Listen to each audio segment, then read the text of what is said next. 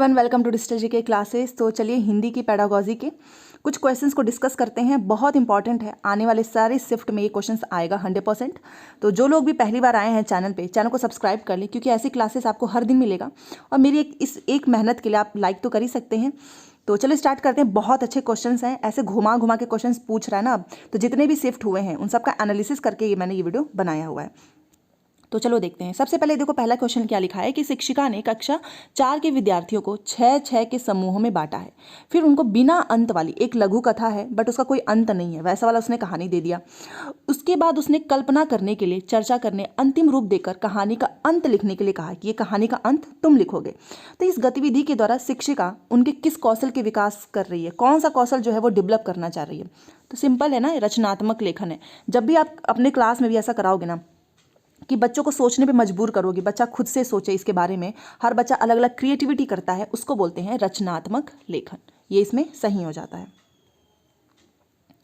चलो अब ये क्वेश्चन देखते हैं। इस क्वेश्चन में देखिए लिखा है कि भाषा अधिगम के लिए शब्दकोश एक महत्वपूर्ण औजार है। निम्न में से कौन सा शब्दकोश के प्रयोग के विषय में सबसे कम महत्वपूर्ण है। अब ऐसे ही क्वेश्चंस पूछेंगे कि सबसे कम महत्वपूर्ण, सबसे अधिक महत्वपूर्ण। आपको पता है ना कि भाषा अधिगम के लिए शब्दकोश तो होना ही चाहिए, ठीक है ना। तो सबसे बेस्ट इसमें देखते हैं पहले, उसके बाद से सबसे कम महत्वपूर्ण अपने आप पता चल जाएगा। किसी शब्द की वर्तनी का पता लगाना, ये तो सही है। किसी शब्द का अर्थ ढूंढना, किसी शब्द का कर्मवाच्य रूप जांचना, किसी शब्द के भाषा भेद की जांच करना। अगर आपने हिंदी पढ़ा होगा तो उसमें कर्मवाच्य आप देखते हो ना कि एक सेंटेंस लिखा होता है, उसमें ये देखा जाता है कि कर्ता ने कौन सा कर्म किया है, ये चीज़ जांचना। तो ये शब्दकोश के लिए ज़्यादा महत्वपूर्ण नहीं है। शब्दकोश के लिए आपको वर्तनी का पता लगाना है, कोई भी शब्दकोश है उसकी मीनिंग आपको पता होना चाहिए। भाषा भेद की जाँच करना कि आपको पता होना चाहिए कौन सी भाषा कब, क्योंकि हम कोई भी भाषा बोलते हैं तो सिचुएशनल बेस्ड होता है ना, ऐसे अपने मन से तो नहीं बोल देते हैं। जैसे कि हमको कोई क्वेश्चन पूछना है या फिर कोई सैडनेस हो जाती है तो हर जगह हम अलग अलग भाषा यूज करते हैं, बट ये कर्मवाच्य उतना इंपॉर्टेंट नहीं है। तो कम महत्वपूर्ण पूछा था, ऑप्शन नंबर 3। चलिए अगले क्लास पे, अगले क्वेश्चन पे ये रहा। अब यहाँ पर देखो, यहाँ पर लिखा है ना कि संज्ञानात्मक अधिगम सिद्धांत किस पर केंद्रित नहीं है।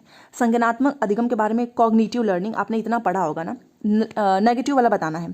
पहला देखो कि मनुष्य अंतर्निहित भाषा यंत्र के साथ जन्म लेते हैं, ऑफ कोर्स एकदम सही है। त्रुटियां अधिगम प्रक्रिया का अभिन्न अंग है, ये भी मैंने बताया कि मिस्टेक्स तो हमको करना ही चाहिए, उससे हम सीखते हैं, बट नहीं वाला पूछा है। भाषा आदत निर्माण की प्रक्रिया के माध्यम से सीखी जाती है। भाषा तार्किकता तथा मानसिक प्रक्रियाओं के द्वारा सीखी जाती है। अच्छा आप बताओ कि हमारे अंदर तो अंतर्निहित होता है ये भाषा यंत्र, हम त्रुटियां भी करते हैं, ठीक है। भाषा तार्किकता तथा मानसिक प्रक्रियाओं के द्वारा सीखी जाती है। अब आप में से बहुत से लोग बोलेंगे कि तीसरा होगा, चौथा होगा।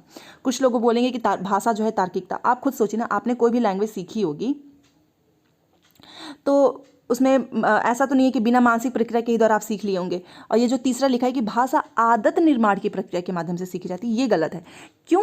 क्योंकि देखो ना, आदत से आप कोई भाषा नहीं, जैसे कि अब ये बात मदर टंग में मैं अगर आपको समझाना चाहूँ, हिंदी में ही, हिंदी क्या आपने आदत से सीखा है? नहीं, आपने हिंदी सुनकर, समझकर, सोचकर ही सीख लिया। आपने देखा अपने घर में हिंदी बोलते हुए, आपने वहाँ से अडॉप्ट कर लिया। आदत तो जैसे मैं आपको बोलूँ इंग्लिश बोलो, तो इंग्लिश के लिए आप क्या करोगे, हर दिन जो है प्रैक्टिस करना पड़ेगा। तो यहाँ पर संज्ञानात्मक अधिगम सिद्धांत की बात हो रही है। यहाँ पर आपको कोई आदत डेवलप नहीं करना है, केंद्रित नहीं है इस पर, ठीक है ना। ये केंद्रित नहीं है कि आप आदत निर्माण से ही सीखो। ऑप्शन नंबर 3 इसमें राइट हो जाएगा। ऐसे ही क्वेश्चन आ रहे हैं। अब ये देखिए, भाषा शिक्षक को विद्यार्थियों में लेखन कौशल का विकास करते हुए आवश्यक रूप से किस पर ध्यान केंद्रित करना चाहिए। जैसे आप कोई चीज़ लिखते हो, मान लो इसमें आपने कोई चीज़ लिख दिया, कुछ भी A to Z, तो आप कोई भी चीज़ लिखते हो ना, तो आपके विचारों की अभिव्यक्ति दिखती है उसमें, अच्छी लिखावट नहीं। मैं अगर टीचर हूँ तो मैं ये नहीं देखूंगी कि बच्चा गंदा लिखा है, अच्छा लिखा है, व्याकरण भी नहीं देखूंगी, ना ही शब्द सीमा। मैं ये देखना चाहूँगी कि जो चीज़ मैंने बच्चे से पूछा है वो उसने लिखा है या नहीं, उसकी विचारों की अभिव्यक्ति है या नहीं, ये ज़्यादा इंपॉर्टेंट है। Option number 4। अब ये देखते हैं।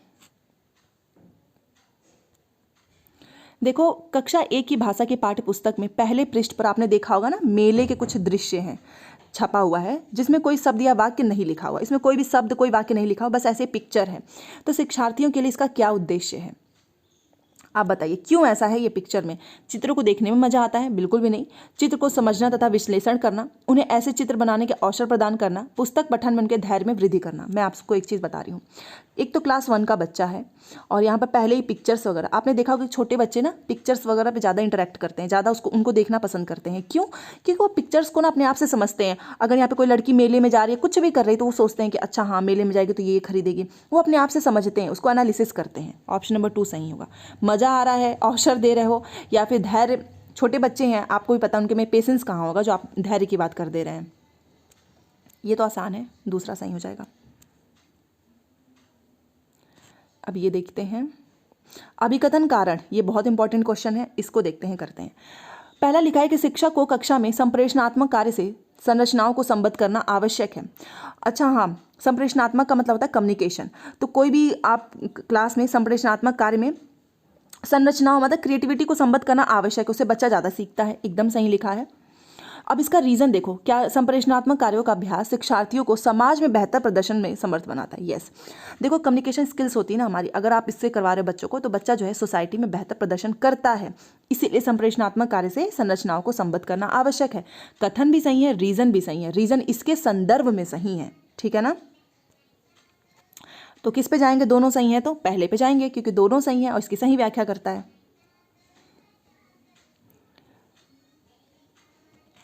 चलो ये देखते हैं, निर्देशित रचना सामान्यतः किस पर प्रस्तुत करनी चाहिए। अब ये निर्देशित रचना किस पर प्रस्तुत करनी चाहिए? अव्यक्त पे, आरंभिक पर, किशोरावस्था के या वयस्कता के स्तर पर। निर्देशित रचना, आपको पता है निर्देशित जो रचना होती है ना, वो सामान्यतः आपको आरंभिक स्तर पर जो है प्रस्तुत करनी चाहिए, किशोरावस्था या वयस्क स्तर पे नहीं। क्योंकि जो इनिशियल स्टेज होता है ना, वहाँ पे बच्चा, जैसे कि अभी आपने देखा एनईपी में जो फंडामेंटल जो एफएलएन है या फिर अर्ली चाइल्डहुड केयर जो एजुकेशन प्रोग्राम है ECCE, इस पे ज़्यादा फोकस करने के लिए कहा जा रहा है। क्यों? क्योंकि इनिशियल स्टेज पे बच्चों को पहले इग्नोर कर देते हैं। बच्चा जो है 3 क्लास में चला रहा है, 4 क्लास में चला रहा है, बच्चों को पढ़ने नहीं आ रहा है, लिखने नहीं आ रहा है, तो ज़्यादा फोकस किया जा रहा है। तो आरंभिक स्तर पर ये जो है प्रस्तुत करनी चाहिए। समझ गए होंगे आप, मैंने एग्जाम्पल भी दे दिया है। किशोरावस्था, अगर उसका इनिशियल बेस मजबूत होगा ना, तो वो धीरे धीरे अपने आप सारी चीज़ें बच्चे कर लेते हैं। तो इसमें दूसरा हो जाएगा सही। चलो ये करते हैं, गहन पठन का उद्देश्य किसको बढ़ावा देना है? गहन पठन आनंद के लिए पठन होता है, परीक्षण के लिए, सूचना के लिए, लेखक के विषय में जानने के लिए पठन नहीं होता है।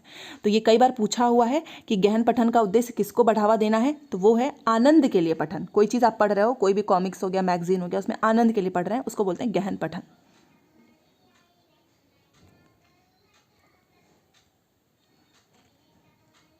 अब ये देखते हैं, युक्ति के रूप में बहुभाषिकता का क्या अर्थ है? बहुभाषिकता का मतलब क्या होता है कि बच्चे जो हैं भाषाओं का प्रयोग कर रहे हैं, अलग अलग भाषाओं का। युक्ति के रूप में बहुभाषिकता, ये युक्ति मतलब क्या होता है? टूल्स, ये टूल्स है। तो आप क्या करोगे?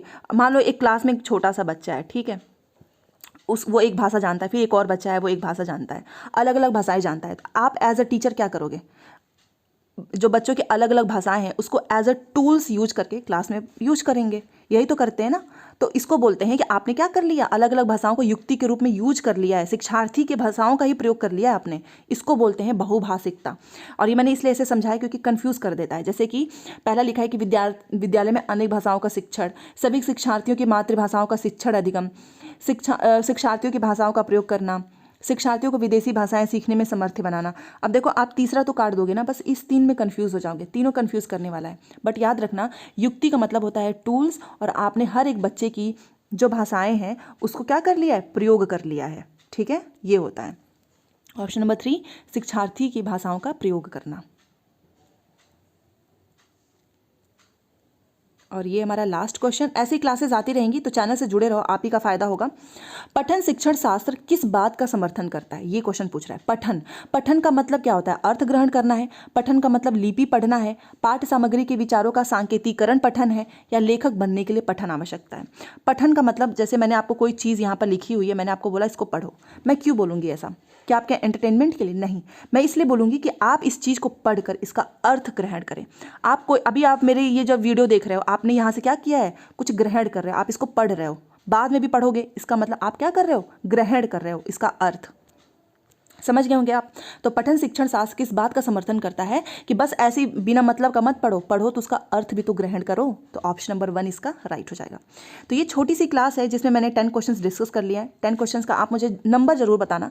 ऐसी छोटी छोटी वीडियो आएंगी जिससे आपका समय बचे और आप कम समय में ज़्यादा चीज़ें सीख सकें। ठीक है, मिलते हैं नेक्स्ट क्लास में। जाते जाते वीडियो को लाइक कर देना और चैनल को सब्सक्राइब कर लें। Thanks for watching.